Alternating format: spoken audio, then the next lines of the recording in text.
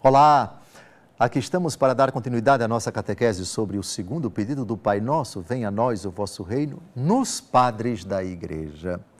Continuando essa série só dedicada aos padres da Igreja, agora vamos evocar a autoridade de um doutor da Igreja, conhecidíssimo, que traduziu a Bíblia do grego e do hebraico para o latim. Estamos tratando de São Jerônimo. Eusébius Sofrônius Hierônimos nasceu na Dalmácia, atual Croácia, presbítero e doutor da Igreja. Estudou em Roma, onde adquiriu uma vastíssima cultura literária e aí recebeu o batismo. Depois, atraído pelo valor da contemplação e da vida ascética, partiu para o Oriente e foi ordenado presbítero. Regressou a Roma, foi secretário do Papa Dámaso. Mais tarde, estabeleceu-se em Belém e retirou-se na vida monástica, dedicando-se com exímia competência para traduzir e explicar a Sagrada Escritura. De modo admirável, tomou parte ativa nos vários problemas e necessidades da Igreja. O texto que vamos citar é o seu monumental comentário ao Evangelho segundo Mateus, livro 1, capítulo 6, parágrafo 10. Vejamos a intuição de São Jerônimo.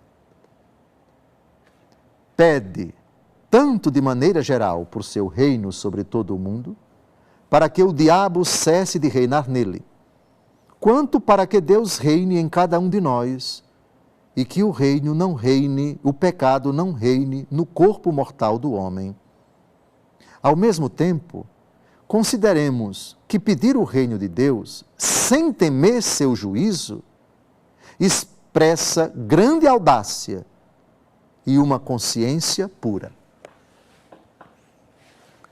São Jerônimo, certamente, apesar de não citar Romanos capítulo 6, versículo 12, e cito aquilo que foi evocado como autoridade bíblica para fundamentar o seu argumento ao comentar o segundo pedido do Pai Nosso, São Cirilo de Jerusalém, exatamente o que diz São Paulo em Romanos capítulo 6, versículo 12, que o pecado não reine mais em vosso corpo mortal.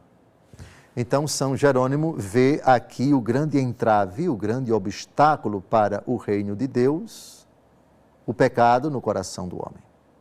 Mas, se identificando também com outros padres da Igreja a respeito de uma das bem-aventuranças, bem-aventurados os puros de coração, porque eles verão Deus, São Jerônimo vai enxergar o grande condimento, o grande sinal, a grande manifestação, e por que não dizer a grande força do reino, a pureza.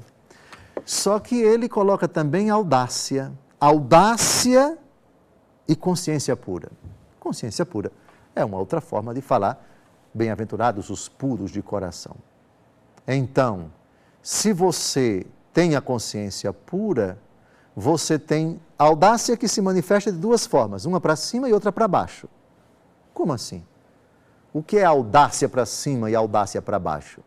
Audácia para cima de pedir a Deus que venha o reino sem temor, sem receio, com confiança, com, aspas, atrevimento.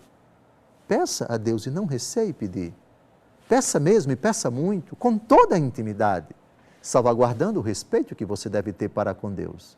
Peça atrevidamente, como a viúva inoportuna da parábola, que pede ao juiz e não desanima enquanto não obtém a graça. Essa é a primeira audácia. Audácia para cima, mas tem audácia para baixo. Arregace as mangas e faça a sua parte. Porque o reino precisa de mãos, precisa de instrumentos, precisa de ministros, precisa de construtores, precisa de defensores. Então, São Jerônimo, monge, viu? Levou vida eremítica, vida ascética, perdão. Ele abriu um claustro lá em Belém. Deus seja louvado pela visão de São Jerônimo.